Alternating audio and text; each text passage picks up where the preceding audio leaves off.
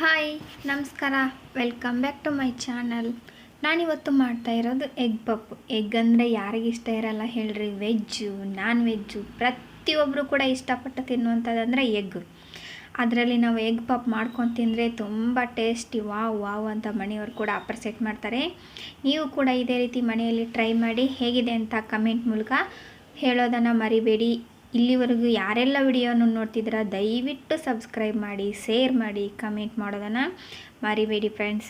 ನಾನಿವಾಗ ಮೈದಾ ಹಿಟ್ಟಿಗೆ ಸ್ವಲ್ಪ ಉಪ್ಪು ಮತ್ತು ಬಿಸಿ ಎಣ್ಣೆ, ಸ್ವಲ್ಪ ಸಕ್ಕರೆ ಹಾಕಿ ಚೆನ್ನಾಗಿ ನಾದ್ಕೊಂಡು ತೊಗೊಂಡಿದ್ದೀನಿ. ಇದು ಅತಿ ಗಟ್ಟಿನೂ ಬೇಡ, ಅತಿ ಮೃದುನೂ ಬೇಡ, ಆ ರೀತಿ ಹದಕ್ಕೆ ಬರೋ ಆ ರೀತಿ ನೀವು ಹಿಟ್ಟನ್ನು ನಾದಿ ತೊಗೊಳ್ಳಿ. ಹಿಟ್ಟನ್ನು ನಾದಿ ತೊಗೊಂಡ ನಂತರ ನಾವು ಅದಕ್ಕೆ ಕೈಗೆ ಹತ್ತಬಾರ್ದು ಅನ್ನೋದಕ್ಕೋಸ್ಕರ ಸ್ವಲ್ಪ ಎಣ್ಣೆ ಹಾಕ್ತಾಯಿದ್ದೀನಿ.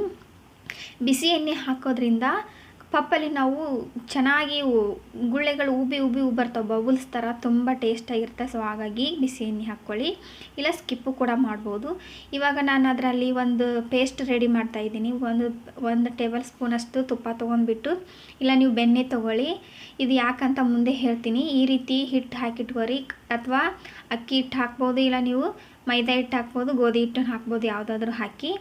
ಈ ಪೇಸ್ಟ್ ಯಾಕೆ ರೆಡಿ ಮಾಡ್ತಿದ್ದೀವಿ ಅಂತಾರೆ, ನಾವು ಹಾಳೆಗಳನ್ನು ಮಾಡ್ತೀವಲ್ಲ ಅವು ಯಾರು ಹತ್ಕೋಬಾರ್ದು, ಲೇಯರಾಗಿ ಬರಲಿ ಅನ್ನೋದಕ್ಕೋಸ್ಕರ, ಅದನ್ನ ಸ್ಪ್ರೆಡ್ ಮಾಡೋದಕ್ಕೋಸ್ಕರ ನಾನು ಅದನ್ನು ಪೇಸ್ಟ್ ರೆಡಿ ಮಾಡಿದ್ದೀನಿ. ಇವಾಗ ಗ್ಯಾಸ್ ಮೇಲೆ ಒಂದು ಪಾತ್ರೆ ಇಟ್ಕೊಂಡು, ಪಾತ್ರೆ ಬಿಸಿ ಆದ ನಂತರ ಅದಕ್ಕೆ ಸ್ವಲ್ಪ ಎಣ್ಣೆ ಹಾಕ್ಕೋತಾ ಇದ್ದೀನಿ. ಎಣ್ಣೆ ಹಾಕ್ಕೊಂಡ್ಬಿಟ್ಟು ಸ್ವಲ್ಪ ಜೀರಿಗೆ ಹಾಕ್ಕೊಂಡು, ಜೀರಿಗೆ ಚಟಪಟ ಅಂತ ಸಿಡಿದ ಮೇಲೆ ನಾವು ಅದಕ್ಕೆ ಈರುಳ್ಳಿ, ಚಿಕ್ಕದಾಗಿ ಹೆಚ್ಚಿಟ್ಕೊಂಡಂತಹ ಹಸಿಮೆಣಸಿನ್ಕಾಯಿ ಮತ್ತು ಟೊಮೆಟೊ, ಕೊತ್ತಂಬರಿ ಸಮೇತ ಹಾಕ್ಕೋಬೋದು. ನಾನು ಕೊತ್ತಂಬರಿ ಹಾಕ್ತಾಯಿಲ್ಲ, ಟೊಮೆಟೊ ಸ್ಕಿಪ್ಪು ಕೂಡ ಮಾಡ್ಬೋದು ಫ್ರೆಂಡ್ಸ್ ನೀವು. ಯಾಕಿದ್ರೆ ಕೆಲವೊಬ್ರಿಗೆ ಟೊಮೆಟೊ ಇಷ್ಟ ಆಗಲ್ಲ, ಅವರು ಸ್ಕಿಪ್ ಮಾಡಿ ತೊಗೊಳ್ಳಿ. ಇವಾಗ ಇದು ಫ್ರೈ ಆಗ್ತಾ ಇರಲಿ. ಇದು ಫ್ರೈ ಆಗೋಕ್ಕಿಂತ ಮೊದಲು ನಾನು ಮೊಟ್ಟೆಯಲ್ಲಿರ್ತಕ್ಕಂತಹ ಪೋಷಕಾಂಶಗಳ ಬಗ್ಗೆ ಹೇಳ್ತೀನಿ. ದಿನಕ್ಕೆ ಒಬ್ಬ ಮನುಷ್ಯ 3 ಮೊಟ್ಟೆಗಳನ್ನು ಸೇವಿಸ್ಬೋದು. ಅದರಿಂದ ತುಂಬ ಬೆನಿಫಿಟ್ಸ್ ಇದ್ದಾವೆ. ಇದು ಪ್ರೋಟೀನ್ ಮತ್ತು ಪೋಷಕಾಂಶಗಳ ಆಗರ ಅಂತ ಕರೀತಾರೆ ನಮ್ಮ ಮೊಟ್ಟೆನ. ಅದನ್ನು ತಿನ್ನೋದ್ರಿಂದ ಪ್ರತಿಯೊಂದು ಪ್ರೋಟೀನ್ಗಳು ಕೂಡ ಮನುಷ್ಯನ ದೇಹಕ್ಕೆ ಅಗತ್ಯವಾಗಿರೋ ಪ್ರೋಟೀನ್ಗಳು ದೊರೀತವೆ. ಸೊ ಹಾಗಾಗಿ ಅದರಲ್ಲಿ ವಿಟಮಿನ್ಸ್ ಎ, ಬಿ, B12 ಮತ್ತು ಕಬ್ಬಿಣ ಮುಂತಾದ ಅಂಶಗಳು, ಮೆಗ್ನೀಷಿಯಮ್, ಕ್ಯಾಲ್ಸಿಯಂ, ಪ್ರತಿಯೊಂದು ಸಾಕಷ್ಟು ಅಂಶಗಳು ಹೇರಳವಾಗಿರೋದ್ರಿಂದ ಪ್ರತಿಯೊಬ್ಬ ಮನುಷ್ಯನ ಆರೋಗ್ಯಕ್ಕೆ ತುಂಬ ಒಳ್ಳೆಯದು. ಇದು ಬ್ರೇಕ್ಫಾಸ್ಟ್ಗೆ ಒಂದು ಎಗ್ಗನ್ನು ಸೇವಿಸೋದ್ರಿಂದ ಆಹಾರವನ್ನು ಕಡಿಮೆ ತೊಗೊಳ್ಳೋಕ್ಕೆ ಸಹಾಯ ಆಗುತ್ತೆ. ಹಾಗಾಗಿ ಕೊಲೆಸ್ಟ್ರಾಲ್ ಕೂಡ ಕಡಿಮೆ ಮಾಡ್ಬೋದು. ಇದರಲ್ಲಿ ಉನ್ನತ HDL ಇರೋದ್ರಿಂದ ದೇಹ ಮತ್ತು ಮೆದುಳಿಗೆ ತುಂಬ ಆರೋಗ್ಯಕರವಾಗಿರುತ್ತೆ. ಸೊ ಹಾಗಾಗಿ ನಾವು ಎಗ್ಗನ್ನು ಪ್ರತಿನಿತ್ಯ ಬಳಸಲೇಬೇಕು. ವಾರದಲ್ಲಿ 2ರಿಂದ 3 ಸಾರಿ ಆದರೂ ಎಗ್ಗನ್ನು ನಾವು ಆಹಾರದಲ್ಲಿ ಬಳಸುವುದು ಅತಿ ಉತ್ತಮ. ಮತ್ತು ಮಕ್ಕಳ ಮೆಮೊರಿ ಪವರ್ ಕೂಡ ಇದರಿಂದ ಹೆಚ್ಚುತ್ತಾ. ಸೊ ಪಾರ್ಶ್ವವಾಯು ಇರುವಂತಹವರು ಇದನ್ನು ದಿನನಿತ್ಯ ಸೇವಿಸೋದ್ರಿಂದ ಅದು ಕೂಡ ಕಡಿಮೆ ಆಗುತ್ತೆ.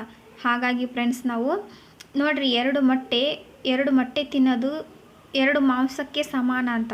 ಹಾಗಾಗಿ ಮಾಂಸ ತಿಂದೇ ಇರೋರು ಎಗ್ಗನ್ನು ತಿಂದು ಕೂಡ ಅದರಲ್ಲಿರ್ತಕ್ಕಂಥ ಪೌಷ್ಟಿಕಾಂಶಗಳ ದೇಹಕ್ಕೆ ಅಗತ್ಯವಾಗಿರುವಂಥದ್ದನ್ನು ತಗೊಳ್ಬೋದು.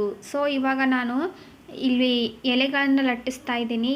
ಅವನ್ನ ಒಂದೊಂದೇ ಮಾಡ್ಕೊಂಡು ನಾನು 4 ಲೇಯರ್ ಮಾಡ್ಕೊಂಡು ಅದಕ್ಕೆ ನಾನು ಮಾಡಿಟ್ಕೊಂಡಂತಹ ಪೇಸ್ಟನ್ನು ಹಚ್ಚಿ ಒಂದರ ಮೇಲೆ ಒಂದು ಹಾಕಿ ಚೆನ್ನಾಗಿ ಉದ್ದಿ ತೊಗೋಬೇಕು. ಜಾಸ್ತಿ ಉದ್ದಕ್ಕೆ ಹೋಗಬೇಡಿ, ಸ್ವಲ್ಪ ಹಿಟ್ಟು ತೊಗೊಂಡು ನಿಮ್ಗೆ ಯಾವ ಶೇಪ್ ಬೇಕೋ ಆ ಶೇಪಿಗೆ ಚೆನ್ನಾಗಿ ಉದ್ದಿ ತೊಗೊಳ್ಳಿ. ಜಾಸ್ತಿ ದಪ್ಪನೂ ಬೇಡ, ಜಾಸ್ತಿ ತೆಳು ಬೇಡ. ಇವಾಗ ನಮ್ಮದು ರೆಡಿ ಆಯಿತು.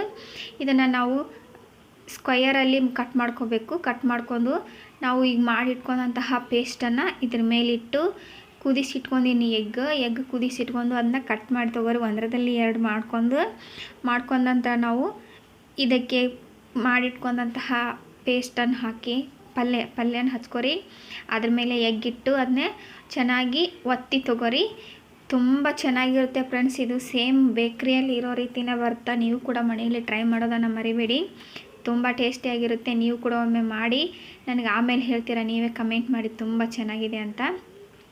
ಸೊ ನೋಡಿರಿ, ಇದೇ ರೀತಿ ಪ್ರತಿಯೊಂದನ್ನು ಕೂಡ ಮಾಡಿ ತೊಗೊಳ್ಳಿ. ನೀವು ಯಾವ ಕ್ವಾಂಟಿಟಿಯಲ್ಲಿ ಮಾಡ್ತಿದ್ದೀರಾ, ಎಷ್ಟು ಮೊಟ್ಟೆಯನ್ನು ತೊಗೊಂಡಿದ್ದೀರಾ ಅದ್ರ ಮೇಲೆ ಡಿಪೆಂಡ್ ಇರುತ್ತೆ. ಸೊ ತುಂಬ ಟೇಸ್ಟಿಯಾದಂತಹ ನಮ್ಮದು ಎಗ್ಗು ನಾನು 2 ಶೇಪಲ್ಲಿ ಮಾಡಿದ್ದೀನಿ ನೋಡಿರಿ. ನಿಮ್ಗೆ ಯಾವ್ದು ಬೇಕೋ ಆ ರೀತಿಯಾಗಿ ಮಾಡ್ಕೊಂಡು ತೊಗೋಬೋದು ಫ್ರೆಂಡ್ಸ್. ಇದನ್ನು ನಾವು ಇದೇ ರೀತಿ ಎಲ್ಲವನ್ನು ಮಾಡ್ಕೊಂಡ್ಬಿಟ್ಟು ನಾನು ಗ್ಯಾಸ್ ಮೇಲೆ ಎಣ್ಣೆ ಕಾಯೋದಕ್ಕೆ ಇಟ್ಟಿದ್ದೀನಿ. ಎಣ್ಣೆ ಕಾದ ನಂತರ ಈ ಪ್ರತಿಯೊಂದನ್ನು ಕೂಡ ಅದರಲ್ಲಿ ಚೆನ್ನಾಗಿ ಕರೆದ್ಬಿಟ್ಟು ತೊಗೊಳ್ಳೋಣ. ತುಂಬ ಟೇಸ್ಟಿಯಾಗಿರುತ್ತೆ, ಮೇಲ್ಗಡೆ ಕ್ರಿಸ್ಪಿಯಾಗಿರುತ್ತೆ. ಸೊ ಒಳಗಡೆ ಅಂತೂ ಸ್ಮೂತಾಗಿ ತಿನ್ನಬೇಕಿದ್ರೆ ಬಾಯಲ್ಲಿ ತುಂಬ ಎಷ್ಟು ಫೀಲ್ ತಿಂದವ್ರಿಗೆ ಗೊತ್ತು. ಅದು ಬೆಲ್ಲ ತಿಂದವ್ರಿಗೆ ರುಚಿ ಕೇಳಿದರೆ ತಿಂದವ್ರಿಗೆ ಅದರ ರುಚಿ ಗೊತ್ತು. ಸೊ ಅಷ್ಟು ಚೆನ್ನಾಗಿರುತ್ತೆ. ಬೇಕ್ರಿಯಲ್ಲಿ ಹೋಗಿ ನಾವು ಎಲ್ಲರೂ ಮನೆ ಮಂದಿ ಎಲ್ಲ ತಿನ್ನೋಕ್ಕಾಗಲ್ಲ, ತಿನ್ಬೋದು.